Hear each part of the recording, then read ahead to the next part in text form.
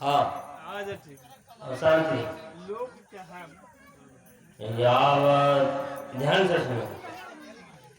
यावन् स्वस्थमिदं शरीरमर्जं यावज्जरा दूरतो यावच्चेन्द्रशक्तिर्पदहता यावत्सयोनरुषा आत्मा चितावदे विदुषा कार्यप्रयत्नो महान् संदित्ते भवने हि कोपखण्डं प्रत्युदमः कीदृशा। इस श्लोक को ध्यान से सुनेंगे। कहते हैं आत्म कल्याण के लिए प्रयास कब करना चाहिए। हम लोग का सोच होता है वृद्धावस्था आ जाएंगे तब भक्ति भजन करेंगे। अब इस श्लोक में आप लोग चेतावनी दे रहे हैं कब करना चाहिए। कहते यावत स्वस्थ मिदम शरीर मर्जम, जब तक ये शरीर स्वस्थ है, रोग से दूर है। तो रोग हो तो क्या साधन भक्ति भजन करें। रोग से दूर हो और स्वस्थ हो, शक्ति संपन्न हो, उसी समय में आत्म कल्याण के प्रयास करना चाहिए। यावत् स्वस्थमिदं शरीरमर्जं यावत् जरा दूरतो, बुढ़ापा दूर है तभी। बुढ़ापा का आशा मत कीजिए, तो बुढ़ापा आएगी अभी हमारा तथापन आएगा तब हम भक्ति भजन करेंगे, ये आशा छोड़। यावत् जरा दूरतो, बुढ़ापा आने से पहले पहले ही हम इसको प्रयास करें आत्म कल्याण के लिए। यावत् जरा दूरतो यावत् चेन्द्र शक्ति प्रदहता, इंद्रिय शक्ति देखिए, आंख में देखने की शक्ति, मुख में बोलने की शक्ति, कान में सुनने की शक्ति, पाँव में चलने की शक्ति, हर शक्ति हो तभी तक हम प्रयास कर लेना चाहिए। और देखिए वहाँ सब देर से आए हैं, कहाँ कहाँ से हम कितने दूर से आए हैं। यदि शक्ति नहीं होता तो आ नहीं सकते ना, शक्ति नहीं होता तो आ सकते नहीं। इसीलिए शक्ति रहते रहते ही आत्म कल्याण के प्रयास कर लेते। यावत् चेन्द्र शक्ति प्रदहता यावत् शरीरनाशा, आयु के क्षीण होने से पहले आत्म कल्याण कर लेते। उसके उपाय गरुड़ पुराण में क्या कहते हैं, पहले मरने के बाद नहीं, वही बात कबीर साहब कहते हैं, जीवत ही करो आशा नंदे जीवत ही करो आशा। जितेंगी और जीवन में ही करना चाहिए। वेद में भी कहते हैं, वेद में क्या कहते हैं, गिनती का 14 वेद में कहते हैं, वेद में कहते हैं कि जब तक आपका जीवन है यह चेद अवेदित अथ सत्यमस्ति न चेत अहवेदिन महति विनष्ट। यह चेत अवेदित, यह चेत अवेदित। यदि यहाँ जान लेंगे, यदि यहाँ मनुष्य में रहते रहते जान लिए, समझ लिए, बूझ लिए, महान फल है। और नहीं यह चेत अवेदित अध सत्यमस्ति, वो सत्य है, बहुत अच्छी हो। नचित अविदित, यदि नहीं जाना तो महती विनष्ट, महान विनाश हो।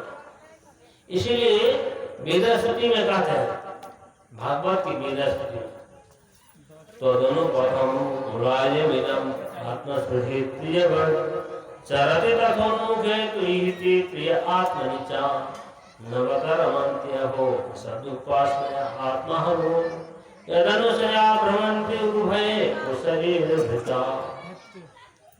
क्या कहते हैं,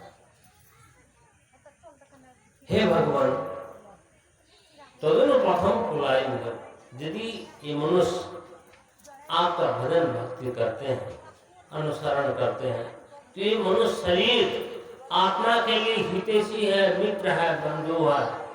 यदि नहीं, क्या तदनु प्रथम कुलायमिदं आत्मस्पृहि। कुलाय माने ये शरीर, पृथ्वी, कु माने पृथ्वी, पृथ्वी में लीन होने वाला ये शरीर है। इस शरीर से यदि भक्ति भजन आपके करते हैं, अनुसरण करते हैं, तो ये मित्र है, हितैषी है ये शरीर। और नहीं तो क्या होगा, तो कहते हैं तदनुपथं कुलायमिदं आत्मसहित्यवन् चरते तथोन्मुखे प्रिय आत्मनिच नवत रमन्ति अहो असत उपासने आत्मानो। यदि नवत रमन्ति अहो असत उपासने गलत रास्ता को पकड़ लिया, आपकी भजन भक्ति नहीं किया, गलत रास्ता को पकड़ लिया, तब क्या होगा? नवत रमन्ति अहो असत उपासने आत्महनो आत्मघाती आत्मघात। क्यों कि मनुष्य छूट जाने के बाद न जाने आगे क्या कहते हैं। नवत रमन्ति अहो असत उपासने आत्मनो यदनुशया भ्रमन्ति उरुभये कुशली भृता कुशली कुत्सित शरीर पशु पक्षी कीट पतंग अनेक प्रकार की योनि में भटकना होगा। इसी कहते हैं आत्मघात। इसी बात को, इसी श्लोक को अनुवाद किया रामायण में तुलसीदास जी। तुलसीदास जी जो रामायण में लिखे हैं वही शास्त्र पुराण की बात। क्या कहते हैं रामायण में? क्या कहते हैं? नरतन भगवानी कहूं बेरो सनमुख मारुता अनुग्रह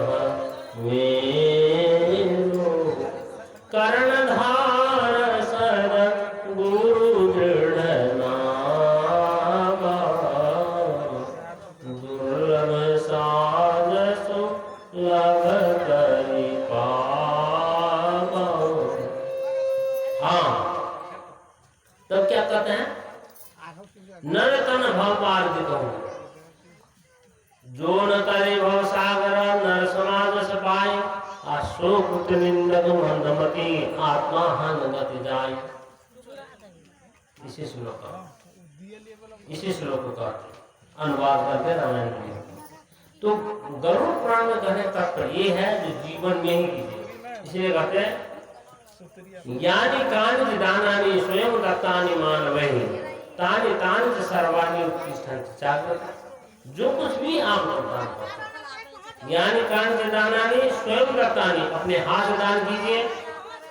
ज्ञानी कान से दानानी स्वयं दत्तानी मानवे तानि तानि च सर्वाणि प्रतिष्ठन्ति चाहता। आपके उपस्थित हो जो कुछ भी आपने दान किया है वो आप, तो जो दान का फल प्राप्त करने के लिए जन्म लेगा वो, लेकिन संत लोग उसकी भी इच्छा नहीं करते हैं। दानी लोग दान को भोग करने के लिए आते हैं और बड़े बड़े सेठ लोग अभी भी दान करते हैं और वो दान भोगने के लिए फिर आते हैं। कोई करोड़पति का अरबपति घर में जन्म लेता है और कोई खाकपति घर में जन्म लेता है। क्यों? और वो करोड़ों के सुख को भोगने के लिए आया, पूर्व जन्म में कर्म किया था, भोगने के लिए भोगने के लिए आया, लेकिन यदि कर्म नहीं करता है तो उसका कर्म फल भोग समाप्त। कर्म तो हम लोग कर्म करने के लिए आए और कर्म के साथ साथ ज्ञान, कर्म भी चाहिए ज्ञान भी चाहिए, दोनों कर्म भी चाहिए और ज्ञान भी चाहिए। तो यहाँ और भागवत में कहते हैं, गीता में, भगवत गीता में जो दान किया है मुसलमान के घर में, जो किया है योगी घर में, जो भक्ति की है भक्तों के घर में, जो जैसे जैसे कर्म किया है उसी प्रकार के फिर उसको आगे अवसर मिलता है।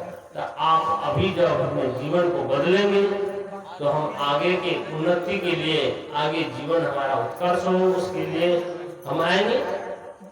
तो अभी देखिए अवलीनानंद दास जी, उनका भाग्य संयोग अच्छा था, मारते समय भी गुरु महाराज को बुला के सत्संग भी किया। भागवत के लिए मैंने कहा था भागवत में आप दान कीजिए, एक आयोजक आप भी होंगे, वो भी दान की और उसी का फल प्राप्त, उसी के फल प्रताप से अभी गुरु महाराज का भी फिर उनका आगमन हुआ। ये कर्म के ये फल के प्रताप। तो यही बात यहाँ कहते हैं। और दूसरा श्लोक से सुनिए गरुड़ पुराण में क्या बात है। दूसरा श्लोक से अब देखिए, दूसरा श्लोक में स्पष्ट वर्णन करते हैं दान करना चाहिए, कब करना चाहिए, किसको दान करना चाहिए। कहते हैं दातव्यम प्रति अहम पात्रेषु विशेषतः। दातव्यम प्रति अहम, 3 दिन आप दान कीजिए। अब बहुत से लोग दान करते, कहाँ दान करना चाहिए? पात्र में दान करना चाहिए, अधिकारी व्यक्ति में दान करना चाहिए, अच्छा जगह दान करना चाहिए। दातव्यम प्रति अहम पात्रेषु विशेषतः पात्रे दत्तम खगा श्रेष्ठ अहनि अहनि वर्धते। पात्र में दिया हुआ दान दिन दिन बढ़ता है। पात्र में पता नहीं, पात्र में अधिकारी। आप लोग ब्राह्मण लोग कहते हैं महापात्र, बोलते हैं। किसी को बोल दीजिएगा महाब्राह्मण, तब आपको क्या बोलते हैं? लाठी लेके छोड़ेंगे। हाँ, कहीं कहीं महा शब्द जोड़ने पर निंदा आता है। महात्मा कहेंगे तो लग जाता, ठीक है होता है। महाब्राह्मण आप किसी को कह के देख लीजिएगा, कोई ब्राह्मण मिलेंगे उसको कहते हैं हाँ महाब्राह्मण, तब वो क्या कहते हैं? तब ब्रह्म बंधु ऐसा शब्द है, हे ब्रह्म बंधु ऐसा बोलेगा तो आपको क्या कहते हैं? बंधु मतलब अच्छा शब्द है ब्रह्म बंधु, लेकिन आपको क्या कहते हैं? तो कहने तात्पर्य ये है तो कहीं कहीं शब्द में कोई शब्द जोड़ने से उसका निंदा आता है। तो हमारा कहने तात्पर्य ये है तो दान करना चाहिए, लेकिन पात्र में दान कीजिए। अपात्र साथ दाता दाता राम नरकम नहीं। अपात्र में दान करेंगे तो दाता को भी नरक में लेके जाएगा। ये भी बात, दान करना ठीक है, लेकिन अपात्र में दान करेंगे दाता को भी नरक में लेगा। क्यों? आपने पात्र दान किया और उसको जुआ शराब खेल लिया, दान किया उसको शराब पी लिया, दान किया अनशन पर खर्च कर लिया, तो वो दान आपको घातक है। तो इसीलिए दान करना अच्छा है, लेकिन कहाँ करना चाहिए उसको सोचना। तो हम आप लोग को अंतिम देखिए, अभी सत्संग के टाइम है, सभी को हम जानकारी देते हैं, विस्तार से नहीं, आप लोग ध्यान से सुनेंगे। अभी दान करने के लिए मैं योजना निकाल लिया हूँ। दान करने के लिए जगह, एक ऐसा जगह है जिसमें कई साधु महात्मा ध्यान करेंगे, साधना करेंगे। हाँ, ऐसे जगह दान करेंगे, आपका फल ज्यादा होगा। तो भवन निर्माण के लिए हम सबको जानकारी देंगे आप लोग को, जो पॉम्पलेट के द्वारा आप लोग उसमें विचार करेंगे। अब हम अपने प्रवचन यहीं समाप्त करते हैं।